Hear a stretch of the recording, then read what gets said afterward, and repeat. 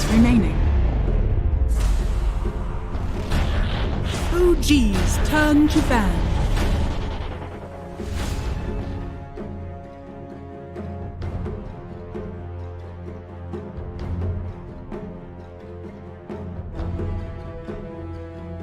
Navi's turn to ban.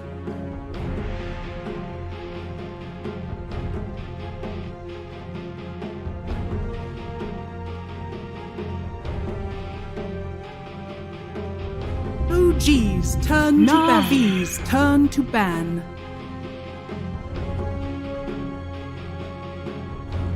OG's turn to pick. Navi's turn to pick. Clockwork!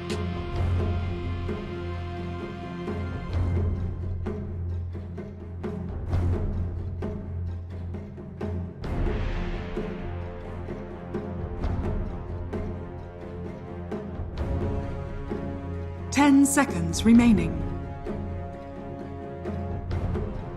5 seconds remaining.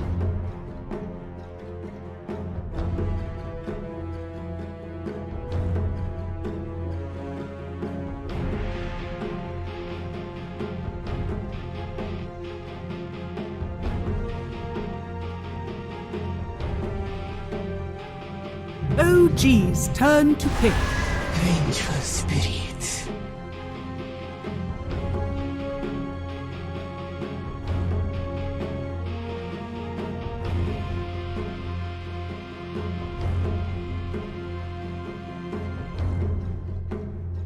10 seconds remaining. Greetings, Dota fans and DHL droppers. It's time for us once again to reveal the answer from our DHL drop quiz. It was an interesting one today, but before we start getting into it, I'd like you guys to peer your eyes across my Dota panel here as we see all the wonderful stuff that you guys can win as part of our DHL drop. We've got some wonderful stuff, and obviously QO not really utilizing the tracksuit pants perfectly, but he's doing his best here as we all are on the panel. So let's throw up the question for the answer for today for our DHL drop quiz. What was Roshan named after? B, a bowling ball. Very interesting. I thought it was a video game NPC, but that's somebody else in the Dota universe, right, lads? I can't remember which one. It's Boomer Talk, and I am definitely not that. But Let's check out the birth certificate there, Matt. We had to dress QO, you know, for this panel because clearly pants go on your legs, bro. I mean, it's a swag. 10 seconds. That is, remaining. it is. It's the swag bit. It's for swaggers. Okay, sure, whatever. 5 Whatever you want to go with there, remaining. QO, we'll let you deal with your tracksuit pants after this draft. But speaking of the draft, ladies and gentlemen, boys and girls, Game 2 draft is very, very shortly underway for us here on the panel. We talked about a few things in that first game. Didn't go the way that we were expecting. OG started out with Ogre Faces Void. Are they going to be going back to their normal stuff here, or do you think they're going to try and hold a few more cards closer? I hope so. I hope they'll change things up a little bit. This time around, Na'Vi actually have the priority for side or pick. I believe they went with pick, second pick, and so OG, they've gone back to the Dire. It's the side that they prefer most. Na'Vi conversely prefers Radiance, so they don't really care all that much. And you would think that this is probably going to be Iceberg's hero coming last. You know, it's all about securing that lane for it. Or if it's a good Doom game, like because Doom is very hard to punish at mid, and I think Iceberg actually played pretty well against the. Yeah, they've given him the Lifestealer again. Yep.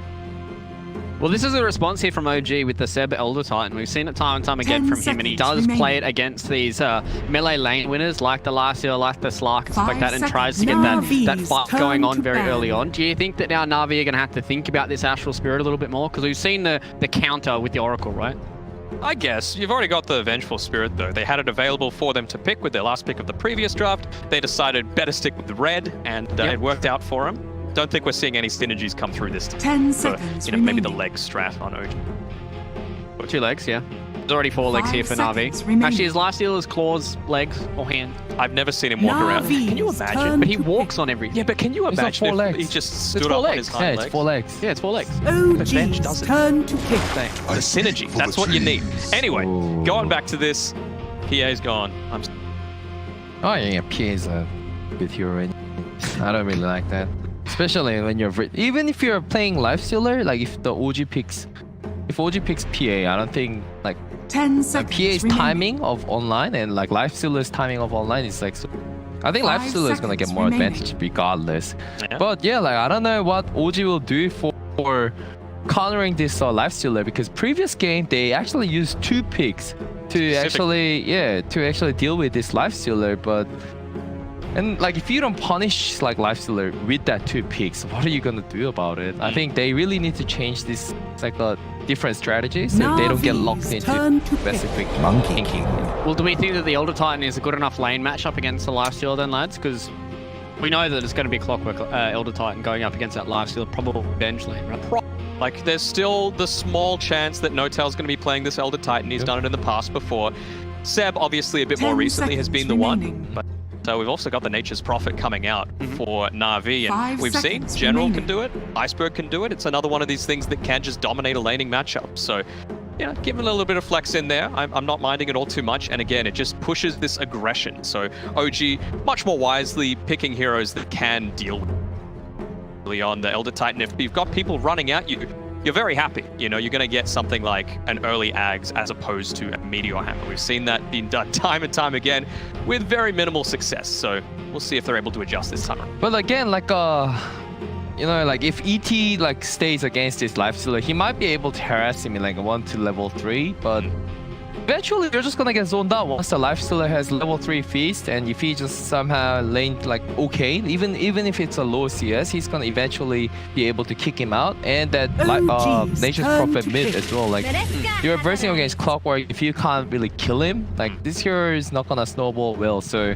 I think like Na'Vi is really putting OG into the corner with like what they want to do. Oh, and the Dark Willow, 100% win rate for Na'Vi as well with this Dark Willow. So you'd have to be pretty scared if you're an OG fan. And the other thing as well is with this Lifestealer, they pick it up in response to the Elder Titan. And typically with the Strength heroes, you're a little concerned that, you know, they're not getting this big agi bonus, right? So they're not going to get that passive armor coming through. Same thing with the itemization, but Lifestealer, he's very happy to go into something like the Armlet, which gives a bit more armor. That natural order is not going to be quite as effective. Building into an AC eventually, you know, Prophet is going to be able to take advantage of that as well. So I don't think they're all that concerned right now on Na'Vi's side.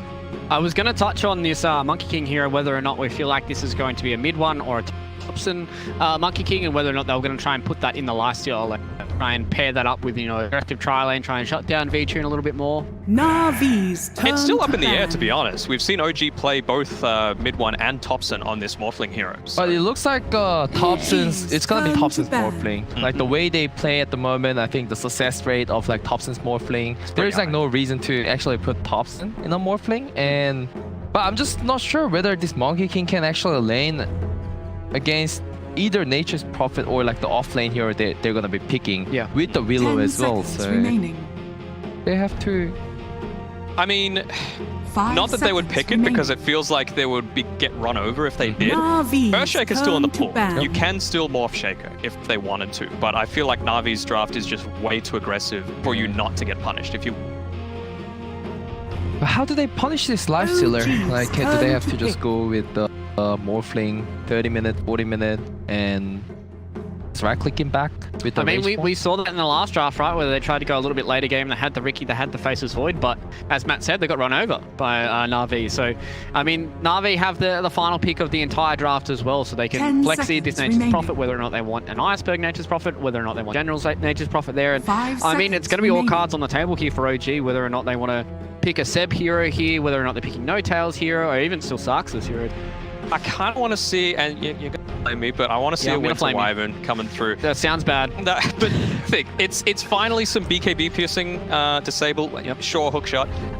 But you've got a lot of physical damage right now on Na'Vi if the Bedlam isn't available. And you're able to deal with this, you know, constant push coming into you really nicely with the Splinter Blast. And you've got, you know, lockdown because you're going to have this Lifestealer in on your face. I think it's a perfectly fine pick, assuming that it's going to be a Seb Elder Titan. But Na'Vi thinking a little bit differently, banning out the Slider and the Enigma. So they're still thinking that Seb's hero is yet to come.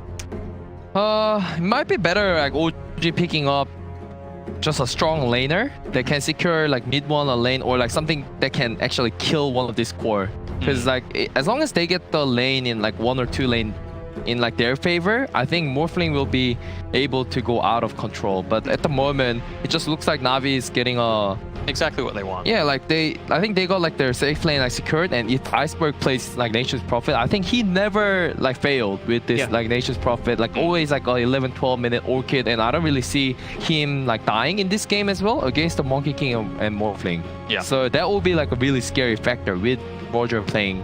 And he's got 2 Navi's potential saves on top of that, so he can afford to play a little bit more aggressively. And it's a Spirit Breaker coming. All right, so probably a position 5 Clockwork then. And maybe that then means it's mid one actually playing the Morphling, right? Because you often see that pos 5 Clockwork with the ranged hero just to be able to enable. 10 seconds. I think this is a remaining. battle of whether like OG can kill this Furion or not. 5 seconds I think that's like the remaining. main priority at like 5 to 12 minutes with this Monkey King and Spirit Breaker and Clockwork like roaming around. If they stop this Nature's Prophets like itemization from Orchid to BKB, I think they will be in like a very good spot. But if not, I think Thompson and mid one both gonna feel difficult like in farming. Yeah, the big issue is that you can't stop everyone on Na'Vi right now. Someone is going to have a decent game, whether it be Vici or Iceberg, at the very minimum. So it's just about what's going to actually give the biggest impact towards Na'Vi if they're able to come online. And you would have to say it's Iceberg. He's the big pace setter for the rest of his team. Yep. What are we thinking for potentially Iceberg or General here then, I think they lads? have to pick General's hero and Yeah? just leave the Nature's Prophet as 2. If Well, they what are go you thinking Nature's then? Prophet 3, I think it's a bit too greedy against this lineup. I mean, their burst isn't Centaur? insane, right? Okay. Yep. Or something that can just TP and save. Like that's maybe Underlord. I don't really like Underlord. Underlord, I don't Yeah. really want to say Pango just because... Tidehunter, like they're the one who has to just charge it in. Might be bad against Monkey King again. There's a Void Spirit as well, potentially. Doesn't have to save, but it's Choose good extra your damage. hero. Puck, With yeah. the puck, okay. Puck's fine. So you're going to give themselves a stronger lane here for Iceberg, and they will put General on that Nature's Prophet. So reducing the amount of greed that they were having on Iceberg and giving it more over to General here. It's going to be a position 5 Spirit Breaker, lads. Mid 1 will be playing the Monkey King and a Seb Elder Titan as well. Sucks. Clockwork. So, lads, what are we thinking here? OG versus Na'Vi. Game number 2, we said game number 1 was going to set the pace for one of these teams, and Na'Vi looking pretty hot in that first one, so can OG overcome it with this draft? This feels much more like an OG style of draft. When that happens, most of the time they do end up winning, even though, and I feel so strongly about this Na'Vi lineup, but up until the puck, they've got everything that they could have possibly want. So I'm on the reckon, QO. Like I really wanted that like Nature's Prophet to go mid and yeah. like pick another offlaner, but if it's a Nature's Prophet, Hawk, and like Lifestealer core and Nature's Prophet on 3, I think he will make a little mistake, and that will be like a chance for OG to snowball back off. So, Alright, so what are you thinking? I think Nico? I have to choose OG here. Yeah, me Alright. too. Yep. All right, of course you're going to go with QO there, Matt. Unfortunately, he does not have a brain of his own here, but let's see if OG will have a brain of their own and get us to a game number 3. The boys are going to take you Pixel and Fog.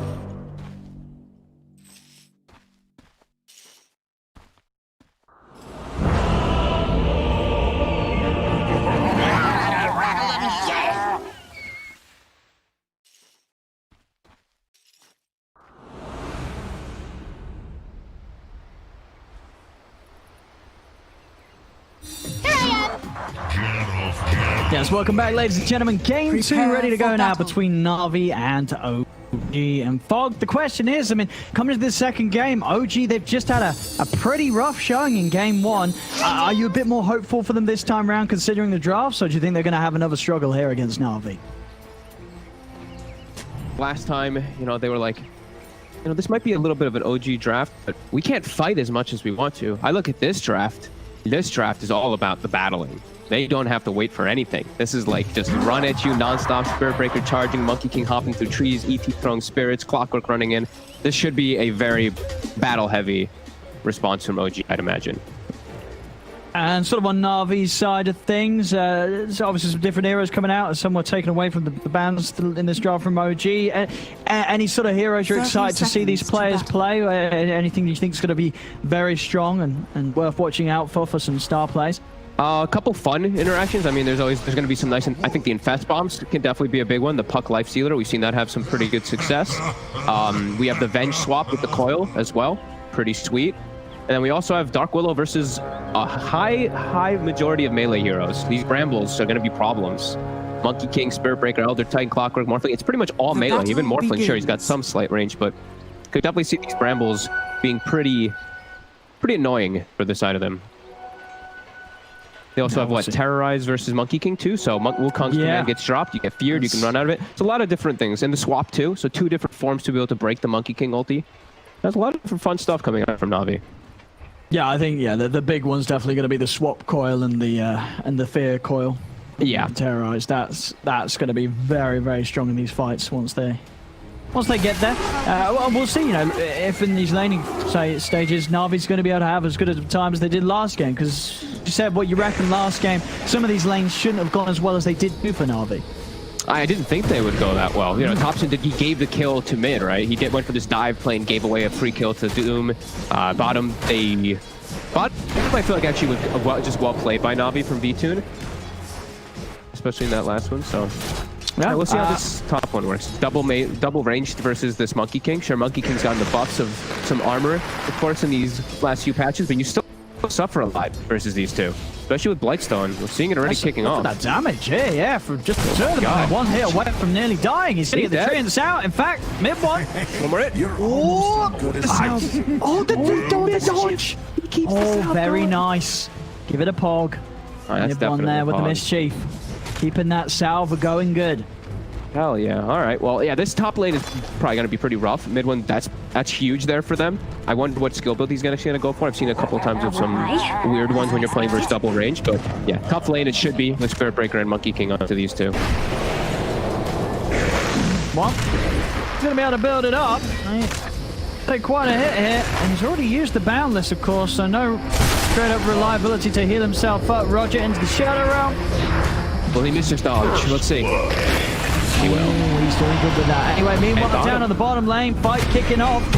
The Natus Vincere will be the first to draw. The kill, but they lose the life in return. And top lane, you get Roger with these body blocks as well from Notes out. At least allow him to build up that Jingu again. Allow him to keep himself pretty much full HP with the heals that are going to be coming in from those hits. But already action kicking off on these side lanes. I mean, they're all things considered like. I don't suppose you can add an addition to my little hollow.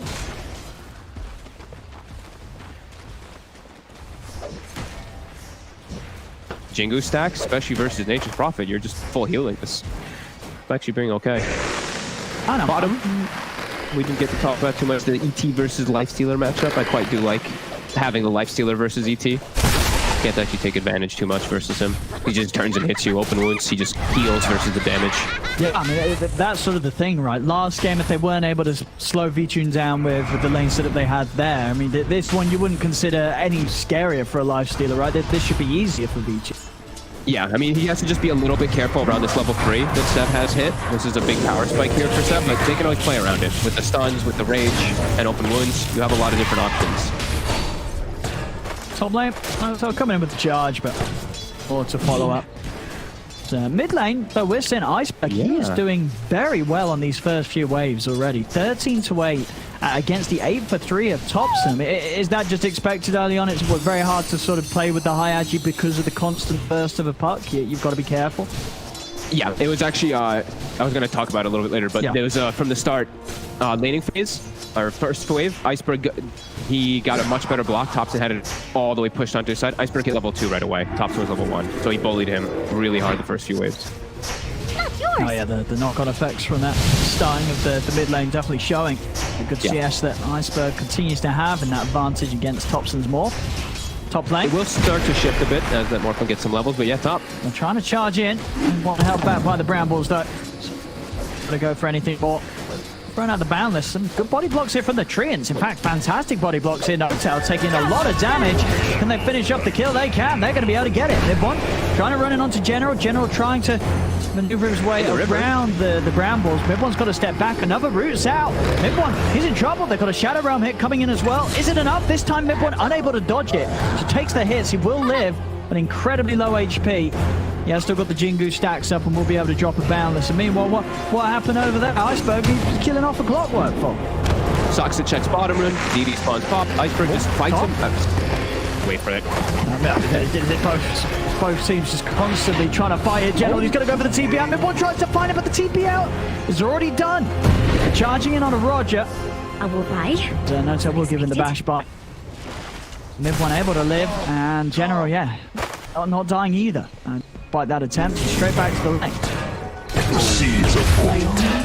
Battle General again. He got him! Iceberg got him! It's straight up with the silence. Thompson stepped up to the high ground. Just a quick waning rift and an illusory orb. He was just caught too low on the HP. Top lane, they're charging in. They're looking for General. The Brambles in place. Mid-one jumping down. This time will get the kill. Gonna take a few hits from the tower, but he's able to take it off with Mischief and step away. Will kill General, but that mid lane, I mean, Thompson, he struggled in game 1 against Iceberg. He's struggling again here in game 2. Yeah. All those like, small little things trade off. The kill on Sox actually ended up working, even though Sox, he was trying to waste the DD rune originally from what happened a minute and a half ago. His kills all over the place continue. Seb, let's get all. The ones always want to fly. V-Tune onto the two of them. I mean, still in this bottom lane, as we've seen Seb and Saxa, they have been able to kill Always Want to Fly off. In fact, the 3 times now. It does seem like a bit of a similar story to last game, right? Because they were doing this. They were killing the supports, but the cores remained able to get free farm in their lanes, and that certainly is the case here for V-Tune. 32 and 11 at 6 minutes in on his safe lane. He doesn't really mind if the Disruptor's dying. In fact, it's kind of nice. He's getting solo XP. Disruptor? I mean, the Venge. Venge, mix the games last. Yeah, no, for sure. And yeah. the reason I was saying like the Lifesteal is so good versus ET is not just in the lane where you can always open wound, you can turn. It's in the mid game too. You build phase boots plus armor, you build armlet plus armor, and just pretty much everything that you build up always just feels good playing into that ET. And yeah, off to a phenomenal start here for the mid and the bottom. However, top mid one is doing a lot better than I thought he was going to. Oh yeah, he is. I mean, already finding this early action, and you know, they're having to push it to the edge to do so. So we're seeing these kills that happen right underneath the towers. Try for General. A bit of a slow on with the Primal Spring. General is underneath the tower here. See if they can continue to do this against the hits from the tower. Boundless Strike down onto General. Mid-one tries to make his way around. The Sprout holds him back momentarily, but Mid-one's able to cut himself out with the Quelling Blade. Still can't finish the kill. General's got movement speed to make it away, and no tail. He'll be found here. Roger. Oh, actually not damage with the Shadow Realm, but still able to take him out with that further last hit. Mid-one, you get the kill in return. These treant blocks from General, giving some space for Roger. Roger pops the Fairy Fire, but the Boundless Strike comes out. Mid-one will pick up another kill in this lane now. 2-0-1 on the Monkey King. Down bottom, Seb and Saxa once again for the 4th time in the laning phase, finding Always Want to Fly as they do continue to punish the support of Na'Vi. Now V-Tune is a bit alone here. He has the Infest, so he should be fine, but taking a little bit of a beating as he is left completely alone down there. And yeah, we're seeing OG. Flames are still doing pretty well, and mid is fully recovered. Even though Thompson died and Iceberg got that kill and gave it to him, Thompson's actually ahead in net worth over the puck. I mean, now sort of comes the point, right? He's got these double raid fans. It's going to be between the lane and the jungle, and farming those camps in a way that, as a puck, you're just not going to be able to keep up with Morph at this stage. Iceberg, he gets himself a DD. No Tail's going to keep chasing it, but stop. Yeah, now Midwin's going to get this free farm top as General can't pressure him unless Roger's there.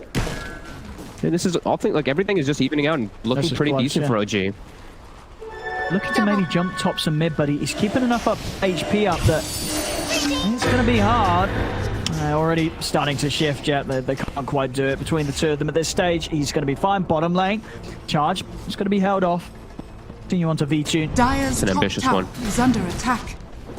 Iceberg's going to look to make a play with the coil. He wants to try and slow down Mid-one. Knows that he's having a good start on the Monkey King. Wants to make sure that this first use of Stream Coil is onto the carry of OG. Bottom lane. Coil's going to fly again. It looks like he'll go down once more. Another kill for Seb, dominating 4-0-1. Strong start for him. Same time up top, Iceberg. The gank will be successful. And on to Mid-one and able to punish him whilst the rest of OG are making that move down bottom. So that time round, Na'Vi at least able to do something with the time that was taken by OG to kill off Always Want to Fly for yet another time. They know that Mid-one's alone and they punish that. Yeah, I like the big usage of the double ultis there. The puck coil plus the Wrath of Nature. Thompson will eat some harassment mid, but he'll be fine. And yeah, we're seeing V-Tune. He's not getting slowed down, per se, but he is playing into a game that does feel much harder this time around as a lifestealer. He's versus so many different counters. There's 2 different BKB piercing disables, or 3 actually if you include the Earth Splitter. Actually, yeah, 3, sorry, including the Earth Splitter. And he has to just deal with natural hero matchups. The Morphling and the Monkey King, phenomenal versus lifestealer in the game. So OG, I feel like they've done a really good job in this laning phase, and as things progress, you know, that lifestealer is not going to look as scary. 10-minute runes coming in, Roger and General. They're looking to fight Mid-one up top. Mid-one will be able to pick up the rune. Curse Crown connects to the Bramble, as well as Always Want to Fly, turning up with a magic missile. They'll take down Mid-one. Back-to-back deaths. over with the invis.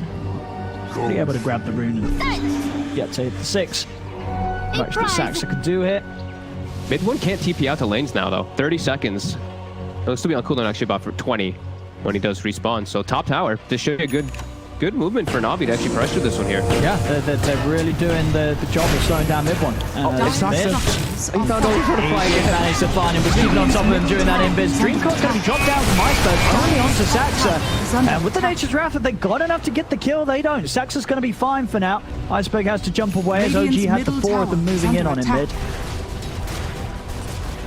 Not bringing enough forces here, Na'Vi. They're really looking to take that tower top, but they want to defend this mid tower. They got to bring like at least 3-4 heroes here to stop this. Terrorize, keeping it held on to Gerald. TPing over, and with that presence of the Prophet. Radiant's bottom tower is under attack. Aquila, it's just a little too much for OG to push into now, so keep the tier 1 mid alive. Mid 1 back on the map, he's moved down bottom, trying to take the tier 1 down here. TP's for Na'Vi being used towards mid. We'll see if they do actually turn and try and hold that bottom lane. No coil for 20 because Iceberg's using it there, though. So it does look like they're going to give up the tower for free. And just also lingering around the mid area, just kind of waiting for something to happen. OG getting more out of the map there. As they split away, finish up the level 6 No-Tail. He now has his BKB piercing, disable with the Nether Strike, and mid. Like the Thompson, they're trying to go for that. They've got the Bedlam damage, but Waveform's back up. Thompson able to time it with the crown, so he's outbound. Let's strike on the 2 of the mid one's in. But Iceberg, multiple ways of getting out. Let's get caught out by the charge. Won't be the case, though, as No-Tail held back by the Brambles.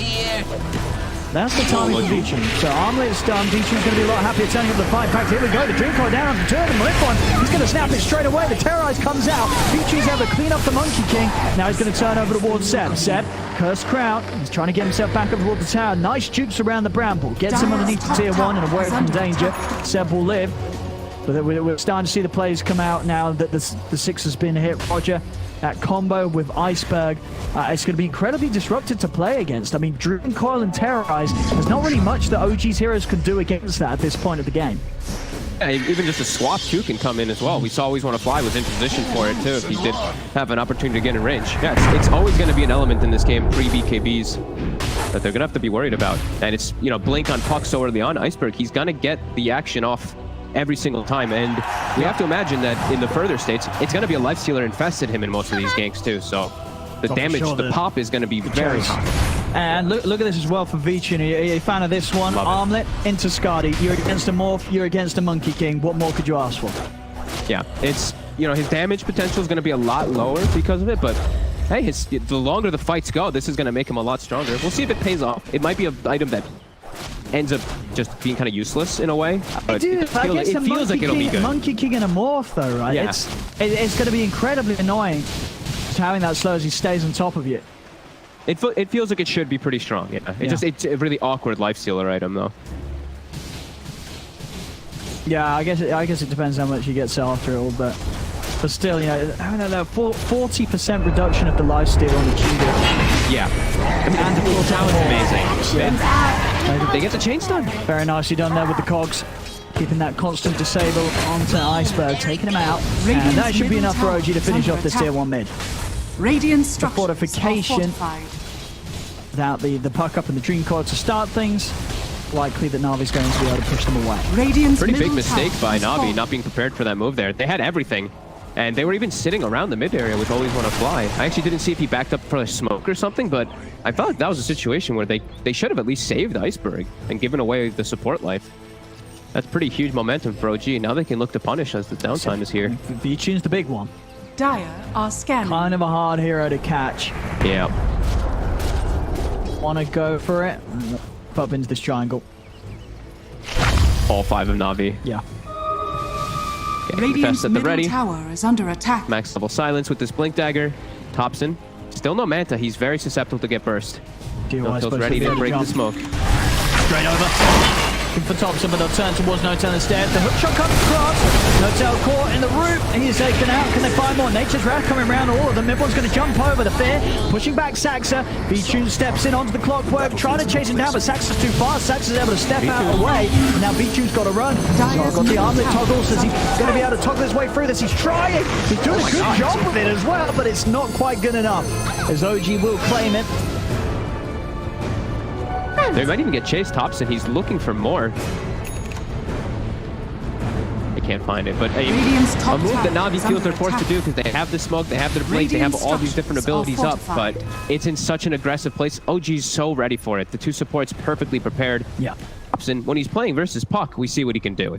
He's not targeted, he gets the morph off, and then he has absurd catch. He has a silence for the life stealer. He has different ways to get on these targets. Over-aggressive move by Na'Vi gets real punished.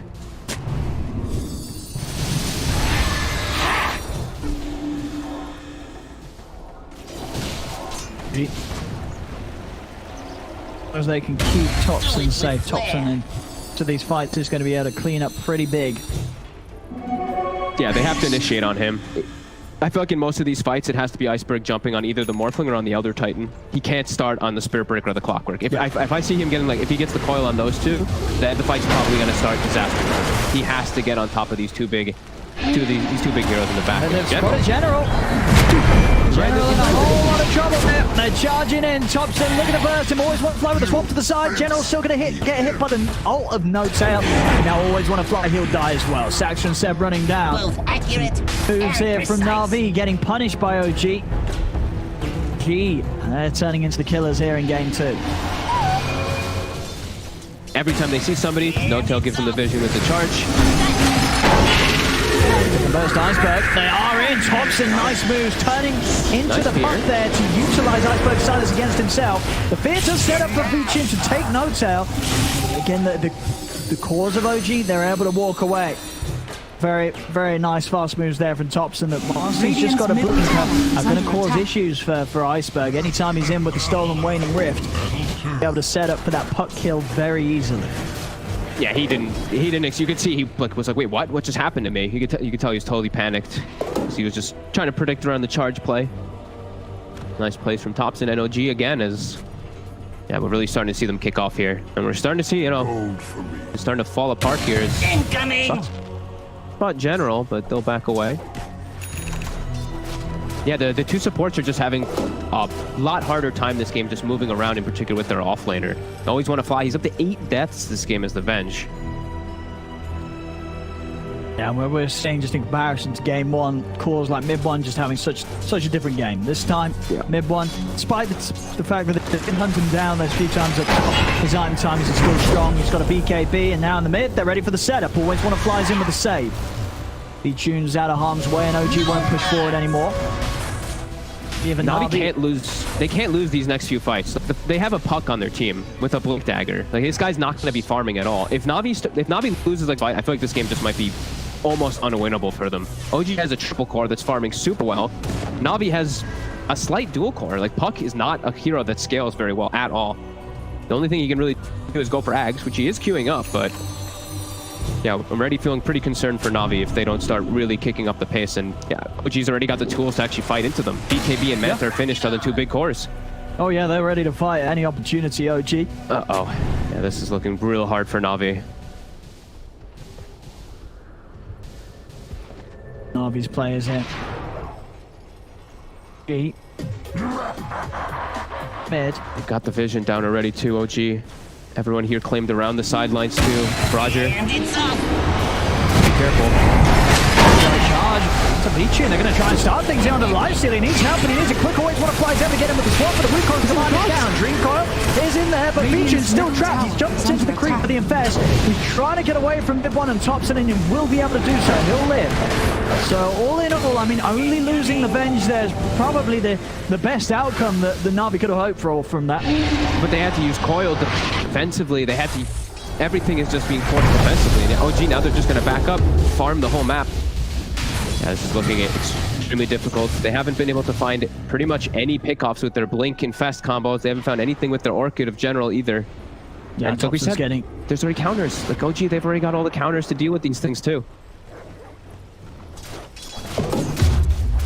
We're seeing, of course, Thompson. I imagine going for the Ags. I mean, what's he going to be? What sort of plays is he looking to make with the Ags this game? Is the more, do you think? Dire's middle tower is under attack. He can always just turn into the Willow anyway, so I guess the Ags just gives him the actual Willow benefit for the attack speed out of Shadow Realm. On him. Iceberg. Save him with the swap, the stomp. Oh. Gonna be dodge, hook shots in though, and they've got him again. And next is the charge. Still going. Get hit. Just want to fly straight upon OG, just the 5 of them running in onto him. And it is really starting to look a little rough here for Na'Vi. Down 3k, but just the facts, as you said, that the cores that are in play. Iceberg 3, 4, and 2.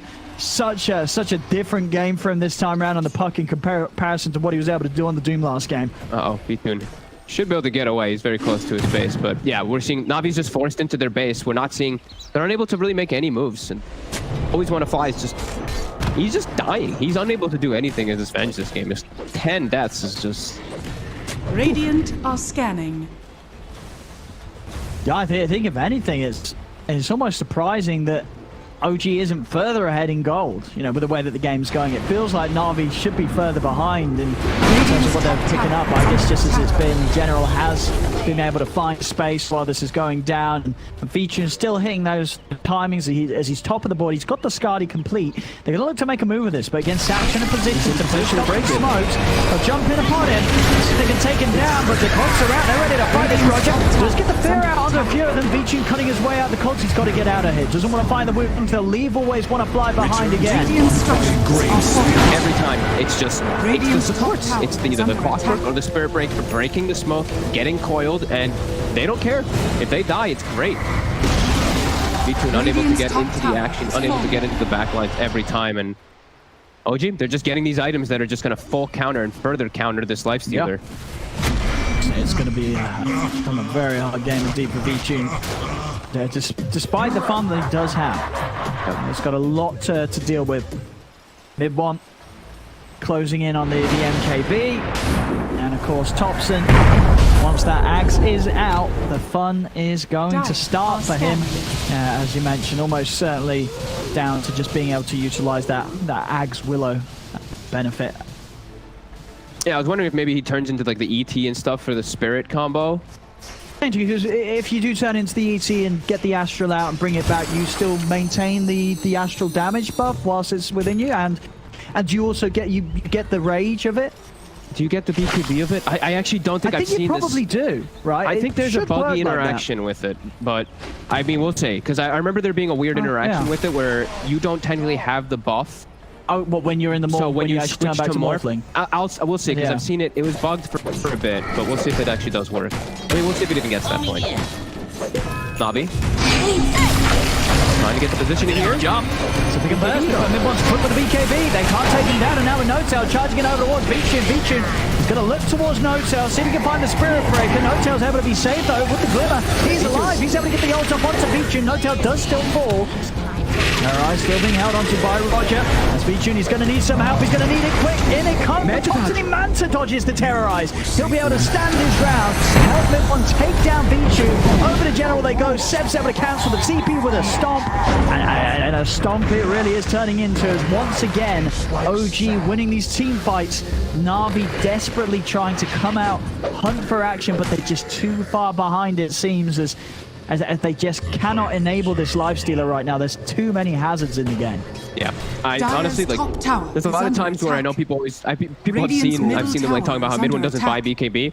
Mid-one bought BKB this game and it was perfect. Like, there's literally nothing Na'Vi can do.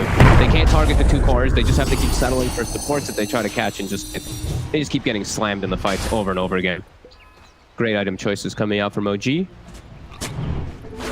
Oh, I love this part.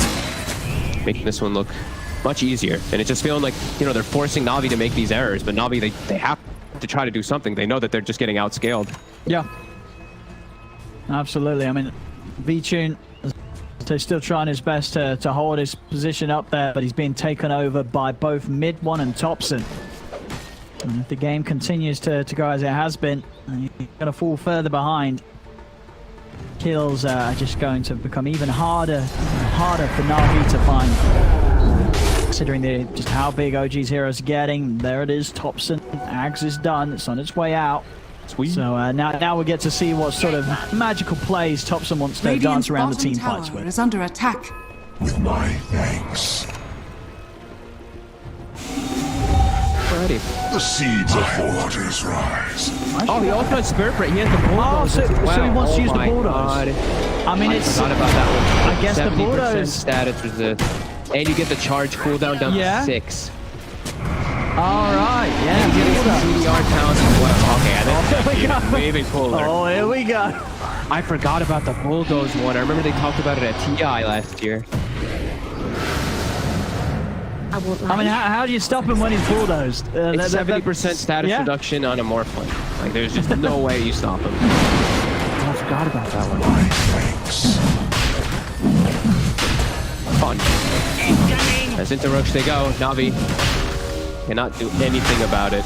Dire's middle tower is under attack.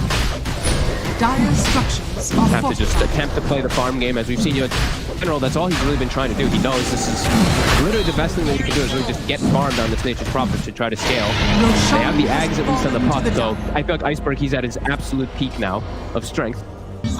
And I don't know if they're going to be able to fight back. They do at least have a DD and V-Tune's bottle for the next fight, but it's definitely going to be a hard one.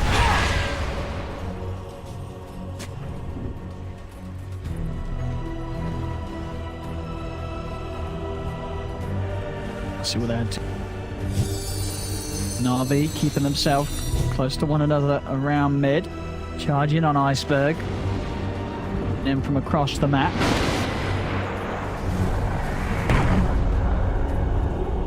Look how far back they have to play. Only V-Tune can show his face at the moment. Yeah, for defending these tier 2s is Radiant's going to be top tower pretty is under impossible attack. for Yeah. Na'Vi. Nice stack by Roger. You know, that's a good usage of your time. He stacks the enemy Ancients for V-Tune to farm at the 27-minute mark, so some neutral items too available. And nothing else you could do, right? As here's the charge coming in. Always want to fly!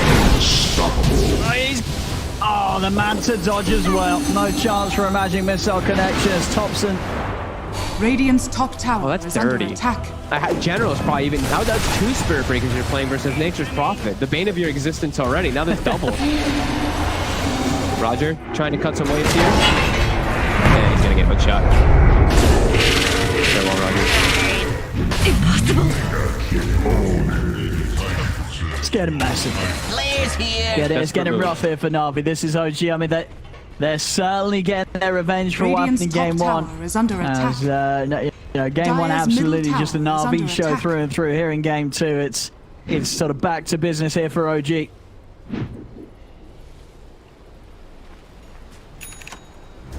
It's so weird how like it's only a 7k gold lead, but it feels like it's like a 30. It feels like a 25,000 gold lead or more. Yeah. Just because of I feel like in the last 15 minutes, Na'Vi haven't really been able to make a move that's worked out at a net gain for them. Yeah, they're just countered. They just can't kill the core heroes at all. Like the Lifestealer or the Monkey King and the Morphling will never die. They can kill these support heroes, maybe. No, they can't. Try, but now General, he's a little bit close. They do get the flip to the side. Now BKB's out from mid when he steps over the wall. General Thompson zips in with a waveform. Turns always want to fly, choose the magic missile against him. As always want to fly, will be chased down by the two of them. Double kill for mid one. They're two on the side. Maybe Right, Seb. see if they can take down Seb. Have they got the damage to do so? They will. Okay. They'll take him out. The Wukong's command is down, but Vika is able to step to the side, get away from this all. He's looking to try and run away from the two of them. They're in. Silence out, but it's terrorized. Very nicely done by Roger coming in from the side. The two at the glimmer cage. The set. The dust is out, but Beecham caught out by the Boundless. Burst down. They've got the silence on no tail. They will manage to get another, but now General's got to run. Mid one and Thompson, they're hunting. Is there anything Iceberg can do to help? As General, he gets the Sprout off, trying to use the treants to block them away, but Thompson turns into the Monkey King. Double Monkey King action coming in as they both pounce in onto General. Just yet again, it's just one of those games where Thompson and mid farm, and they're just not going to die now. They're looking for mid. Trying to be sneaky here, juking the brambles. The coil back up. They also have the Bedlam damage. Hookshot holds Roger to the side though. Can he get in onto mid one? It doesn't matter. Mid one's BKB's back up and ready to pop. As mid one holds his ground, godlike on the Monkey King. And that's V-Tune. He turned up with a DD. He's able to get the quick kill onto Seb, but afterwards, no further control. And they just, like we said, the two heroes that have just so many different things to play around and just great core matchups, they dance on him. Thompson turns into Venge, stuns him, just keeps just keeps swapping around between heroes and has extra forms of control even more for this lifestealer.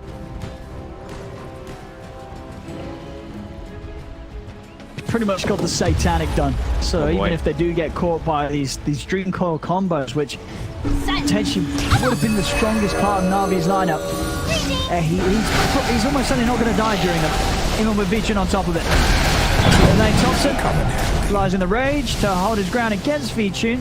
Giving a good bit of a punch back, but just not the lockdown to stop Thompson from being able to get away every single time. I mean, we see like V2, and he's still very fun. Like, even his items, like he's got the Death Soul, the Scott, he's got an Orb of Destruction too, so even more fun. He's slow and some extra minus armor, but it's just you're feeling the rest of the lineup is not being well-rounded around him versus what they're up against. He's just got to carry so hard against the lineup that's got two carries. They're in an incredible spot right now. 60k. There's an easy one if they can get him here. Oh, jump in. Get out the back, but Sags are coming in with a hook shot. Always want to fly, swapping Beachin off to the side. Allows him to walk back in with a rage. Take down Seb. Now, here goes the initiation. Notel in. Charging over. There's going to be a buyback from Seb. Notel controlling Vichun here with the ultimate. Vichun still trying to run over to the side. Mid one the Sags, so they'll run down the easy kill. Look to always want to fly. They'll get him. Doesn't mean that Vichun's granted the space to retreat. He will live. Yet another death, and he's starting to hit those ridiculous numbers here on the support deaths. 16 deaths on Always Want to Fly this game, and the game's not over yet. Middle tower is under I think he's been dead more than alive this game. OG, no mercy for Always Want to Fly. Radiant's middle tower has fallen. Toward the high ground now. Radiant's middle tower is under attack. Radiant structures are fortified. Is that I guess that's the Spur Breaker voice line? Top I guess it is, isn't it? That's smart. That's the big play there with the more function as they're into the base. Vichun trying to turn, but the charge fire will catch it. Rage will now come to an end. The Dream Coil out, so they have the combo. Wukong's command to swap onto Mibble, but he's still in the ult. So the command keeps on going, kills up Always Want to Play yet another time. Toxic diving in, finds Sidesblow, closes the fountain. They'll turn onto Toxin. He manages, but the fear's there. They've caught Toxin and they're taking him out. Toxin down for 90. Now look towards Mibble. Mibble trying for the TP out, but the back is a long one. They're going to be able to kill him. The TP not able to finish in time. In general, he's already out on the map searching for more. Looking towards Seb, brings Vichun in. Seb tries to TP out, but Vichun's got the damage. Vichun, he just killed each and every core of OG. Seb's dead, Mid one's dead, Thompson's dead, and guess what, Fog? None of them have got buyback. They're dead for a full over a minute. Navi's just being given an opportunity to turn this around. OG were diving the base. They hadn't taken any tier 3s. They hadn't even taken the tier 2s on the side lanes. They got punished for what? Quad buyback? 3x buyback at least from Navi? And yeah, V2, and he's able to hold his ground. I was just like watching them just sticking on the targets. Now general. They should be able to get the profit here, but maybe Vichun and Always Want to Fly could clean some of them up. Notel trying for the TP out, but swaps there. He opens wounds. Turn with it all onto Vichun, but the magic missiles there controlling Notel. Notel trying to charge away. He's running, and in fact, he's just going to go and make it out of there. Charge over towards mid. We'll keep him alive. Vichun trying to chase this, but with a glimmer. And no detection on Vichun himself. Notel will be able to slip away. They went for both and got neither. They coiled the clockwork, and then the other initiation happens on the Spirit Breaker. Okay. Both supports get a kill and get out on a core when 3 of their cores are dead. Navi can't make that mistake when you finally get a chance to come back. Middle tower is under attack. As they don't even get the tier 2 out of it. No, they did not get as much as I feel they may have hoped for with that timer where all 3 cores of OG were dead. And now the game, of course, falls into, not that it wasn't already, but back into a very scary position for Navi. Because as you mentioned, with all those buybacks being used last fight, they're not going to be here for the next time that OG comes diving them in the base. No, definitely not. And it was OG definitely feeling themselves a little bit as, Thompson was shifting into other heroes, using voice lines from their master tier. And they're just having some fun with it, it did feel. V2, and he's still got the Bastard finished up now too, so he's got a pretty good item timing of now he can actually fight toe-to-toe with these guys. A little bit more control versus that Morphling and Monkey King. Still feels like it's just him really versus the world, but he's had a pretty decent peak. It's a very scary 5 minutes for Navi. They lose one of their heroes here. OG's probably going to get the space to just close this game 2 out. They have potential for a lot of fun plays on Navi, right? We still have the chances now for like the coil, the swaps, and it's Ag's coil. So these stuns, they last an insane amount of time. they still have the potential for the fear coils as well. I mean, So there's still some possible- slight potential. Because there's also Radiant's possibility as well, bottom right? tower If is under Na'Vi attack. is able to conduct it in the manner that they have, Puck, Radiant's Revenge, and bottom the tower is Willow falling. back, holding the high ground with their coils, the terrorizers, Yeah. and whilst the Prophets bringing the lifesteal across the map, the Deso and the AC, there's a lot of wrap potential from Na'Vi if they find it in the side lanes. That's definitely fair too.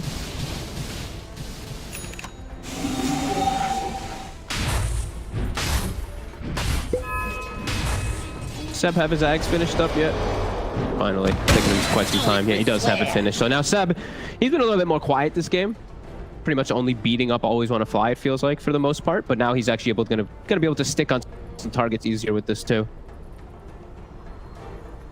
But yeah, still small chances for Na'Vi. It just feels very hard to actually execute it. While OG, I feel like they can just click their buttons and run in. Yeah, a lot easier. it does still feel like the game's in a state where 5-man down the mid from OG could just close it. Yeah, still very fragile. Yeah, granted that they do hit the buildings this time rather than go for the base divers. We'll see it here. Just not quite prepared to deal with the buybacks from Na'Vi. Na'Vi were able to get some big kills, some very big kills. In fact, all of them, all the 3 cores. Of course, that big old timer on the buybacks is quite the expenditure. Definitely a worthy one for Na'Vi, keeping them in the game. And we've got to try and hold them back for 4.5 more minutes until those buybacks are in a safe spot again. I want to see them spend their gold though. You know a buyback. You have 3,000 3,000 on Iceberg, 3,000 on Always Want to Fly. Oh wait, one of them is disconnected. I was gonna say 3,000 on Always Want to Fly. That's more than his net worth. What the hell? We don't see how much. It's the puck. It's the puck's gold. Yes, I see. UI.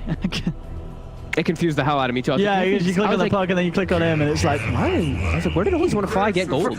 For a man that's died 17 times. I was gonna say he has E-Blade. This is huge. I mean, I guess the question is that if you're V-Tune, well, V-Tune's got the Monkey King bar queued up. That's what he wants to be getting. Okay, so Iceberg, he's going to queue up the Lincolns.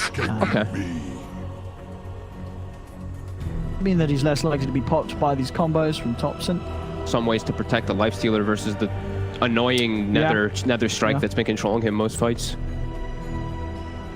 Yeah, any type of small type of any type of things. Just spend your gold because they have no buybacks on those heroes. Of course, we do know that V-Tune, I think him saving gold for buyback definitely appropriate this game. Yeah, you're right, because he is the one that can't have to use it. Someone saw that. Yeah. I don't know. Na'Vi at least with 1 extra life to back them up on the high ground defense. Yeah, and let's see how everything ends up turning out here. His this double catapult wave is pushing and hitting that OG tower pretty hard right now. Also those treants from General. And we see him, he's also microing a treant, so he's actually going to cut the wave with 1 treant so they can actually force somebody back. And now they're going to go. So they forced the hero back, and this is the perfect move for Na'Vi. Dire's top tower is They under can actually attack. find a big target here. They have that 1 ward here. Not giving them any information just yet. They see a rocket, and now they see 7. By the time there's Jules up, well, Na'Vi in a bit of an awkward spot. Everyone's able to drop down the Wukong's feature, and he's trapped in the constant. He get his way out, will manage to run away. Always Want to Fly is going to be the distractions. They leave him behind. Feature's actually going to turn over the ward. No town. Can he take down the Spirit Breaker? He can. Feature several people to kill, but there's 3 dead on Na'Vi. None of these heroes reply back. Feature trying to run. Can he escape these 4 heroes? It doesn't look like he can. He's surrounded. V-Tune taken out. And they should be able to just run this damage and at least take a couple of sets of barracks away from Na'Vi as they are only going to be able to hold with V-Tune and with General here for pretty much a minute. So many of these fights just feel like they kick off the same. They blink, they coil the target gets Yules, he lands, all of OG is there, and they turn the fight. Even that time, they finally did do the swap on the Yules target. They actually brought him out of the Yules, but it wasn't in range to break the coil, and by then OG was all in the area. Are under attack. OG take the mid racks. See if they feel that they've got time to eye up the racks on the bottom lane as the tier 2 is now. They're sweeping over. Radiant's bottom holding on to his buyback. Maybe just feeling that without the full lineup alive, it's unlikely that he's able to do anything himself. OG is pretty right. Yeah, he definitely needs the coil. He needs everything for them to try to do anything. No fountain diving this time around for OG. They'll play the objectives. continue to push themselves further and further towards the victory here in this game too. As 2 sets of racks taken away from Na'Vi.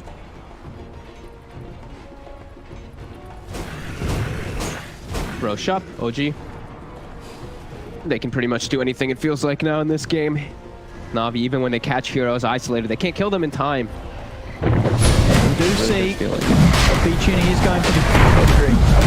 He's going for that rapier. I mean, it does feel like, I mean, he needs that and more. As the 6 seconds of rage don't feel like it's enough time for him to kill targets ever.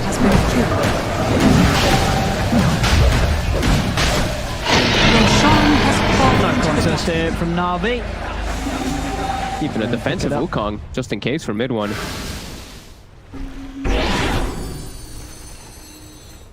Some good items found here by Na'Vi. I mean, who's going to be taking the Minotaur? Do you think you still hold the Orb of Destruction over anything else on V-Tune, or are some of these later tier items going to be more favorable for the Lifestealer? Oh god, I don't even know what he needs at this point. It feels like he needs too much. I don't even know what helps him more. He just needs any type of damage. I think this is the best one at the moment. Yeah.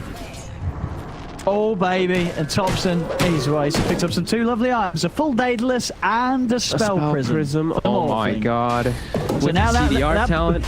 that bulldoze, it's going to have an incredibly high uptime. It might be 100% uptime. 3-second downtime. And that's pretty much as good as it ever gets. Yeah. Roger. Thompson's in with a charge. They take him down. Thompson. He's off to the side of the waveform and also was able to dodge the Dream Core with that waveform. Goes towards General. General is trying to run with the Minotaur Horn. Turns and with the disarm, but he's already been beaten out. Seb punches down. Always want to fly. B-Tune. He's on the retreat, but they're going to come hunting for him. The charge. Thompson can find him. Jin's still running. Reagan with a second hook shot off the mark. The charges, the bashes. V-Tune has nothing to stay alive here. OG 26k up now, 45 to 23. And again, as we saw, just Na'Vi brought the battle in game 1, and OG, they were able to rise to the challenge here in game 2, as it's looking increasingly more and more impossible for Na'Vi to turn this one around. Radiant's Thompson's top just tower having fun is now. under attack. As Monkey King plus Morphling, he just jumped across the whole map in a matter of seconds. No, he's living the dream. Essentially just play 2 of his favorite heroes. It's actually so crazy because you get the cast range from the, your Aghanims and everything, and just being able to morph. So the Scepter bonus cast range, it actually feels like he has the Monkey King talent. The Primal Tree Dance cast range. He's just jumping from the same distance. Spring already. Here comes some buybacks. Georgia. On the side, they do get the coil. Swap as well. They managed to find out mid one. Can they close the point down to put the cheese on the Satanic? They are able to do so. Killamont, Thompson's in on the General, Roger. But the Terrorize doesn't catch Thompson though. Thompson's alive. V-Tune turns towards Saxon. Saxon pretty tanky though. V-Tune trying his best to kill him off, but he can't do so. The stomp comes in from Seb, and the follow feature hammers there as well. V-Tune taken out by the charge by as Roger, who does manage to bring down the Morphos, but they're calling it. V-Tune's dead for 2 minutes. They know they cannot hold this any longer as OG. They really do punch card in this game 2 after being beaten down in game 1. And they'll be able to take down Na'Vi here, no trouble at all. Some fantastic performances across the board. I mean, I think the big sort of turnarounds really were